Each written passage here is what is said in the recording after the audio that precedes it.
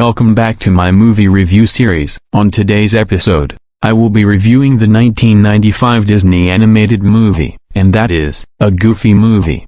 The movie airs on Disney Channel, Disney XD, Disney Junior, originally streamed on Netflix and Disney Life, and streaming on Disney Plus, Hulu, Apple TV, and Amazon Prime Video. Goofy is the single father of his 14-year-old son Max Goof. Although the two have a tense relationship, on the last day of school before summer vacation, Max and his best friends PJ and Robert Bobby Zimmerowski hijack the auditorium in the middle of Principal Mazur's speech, creating a small concert where Max performs, while dressed as the pop singer Powerline. The performance succeeds in making Max a school celebrity and impressing his love interest, Roxanne, but he, PJ, and Bobby are sent to Mazur's office. While waiting outside of the office, Roxanne speaks with Max and agrees to go with him to a party where Powerline's concert will be viewed live on television. However, Mazur calls Goofy and forewarns him that Max's behavior may result in him facing capital punishment. Oblivious to Max's plans with Roxanne,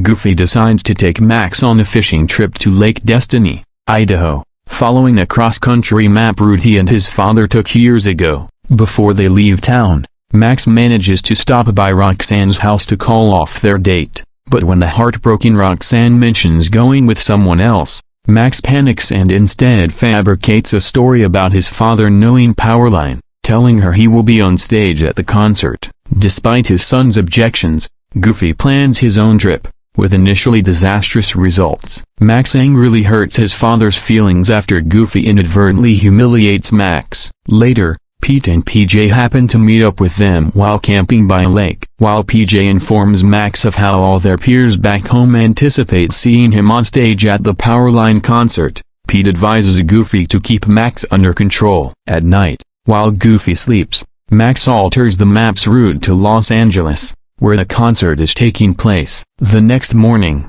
Goofy decides to make Max the navigator of the trip. The two go to different locations that satisfy both of them and the two end up bonding, but could Max's plans jeopardize that bond? The story is very well written and has solid pacing, manages to be very funny, charming, and heartwarming, and it gives an accurate and believable representation of adolescent life in an uplifting, comedic, and often heartwarming fashion, and also shows the well-developed relationship between father and son, not to mention the 1990s flair of references and iconography give the film its charm. Really, the only problems I have with it is the movie being based on Goof Troop supposedly, mainly because there really aren't any connections to it except for Max and PJ being in it. Peg and Pistol aren't featured, the town's never referred to as Spoonerville, and Goofy and Pete's designs are more akin to their more classic appearances rather than how they looked in Goof Troop. These factors are the main reason I consider this as a standalone movie rather than a tie-in to the show. The movie,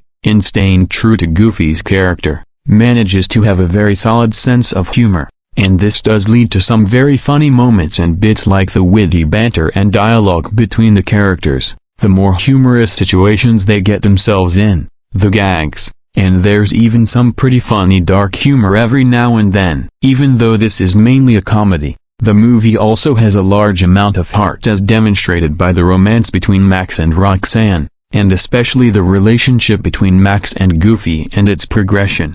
The movie also has some pretty intense and suspenseful scenes like Max's nightmare in the beginning, Bigfoot chasing Goofy and Max, Goofy and Max chasing after the car and winding up in the river, and the waterfall scene. The animation is very well done and looks very appealing as the characters all have very good designs and very solid and fluid movements.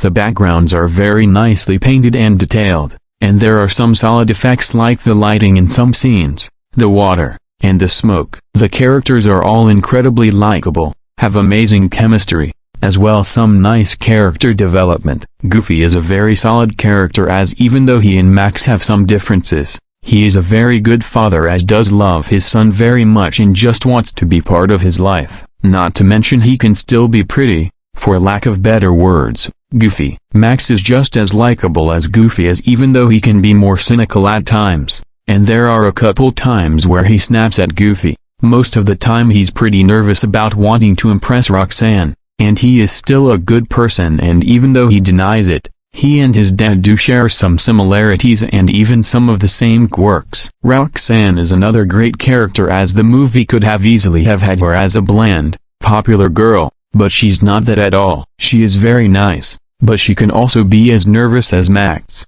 and does have her own group of oddball friends. And she and Max have very solid chemistry. Pete and PJ are also pretty solid characters, as Pete is the opposite of Goofy, as he's incredibly stern and imposing, tries to give Goofy advice with his sense of parenting, and can be more cynical with his sense of humor. And PJ may partake in Max's plans. He fears what his dad would do if he found out about the shenanigans he gets into, mostly due to him being an overbearing father. The rest of the characters like Bobby and Stacy may not contribute to the story in the same way as the rest of them, but they do still manage to be pretty likable with how they help their friends. Principal Messer can be funny at times with some of his dialogue. Bigfoot may come off as an imposing monster, but he's actually a complete goofball. And Powerline may only appear at the very end during the concert, but it's shown that he is an easygoing and adaptable guy. The voice acting is amazingly well done, and this leads to some amazing performances like Bill Farmer as Goofy, Jason Marsden as Max, Kelly Martin as Roxanne, Jim Cummings as Pete, Rob Paulson as PJ, Wallace Shawn as Mazzer, Jennifer Noy as Stacy, Frank Welker as Bigfoot, and even Pauly Shore as Bobby. The music and songs are incredibly well done, like the score by Carter Burwell, with some help from Don Davis and Shirley Walker, is amazingly well composed and really captures the movie's comedic and heartwarming tone, and the songs are incredibly well written and performed, and the tone can range from comedic like On the Open Road, to heartfelt like Nobody Else But You, to the ones that give the movie its 90s charm like After Today, Stand Out and Eye to Eye. Verdict: 9.5 out of 10.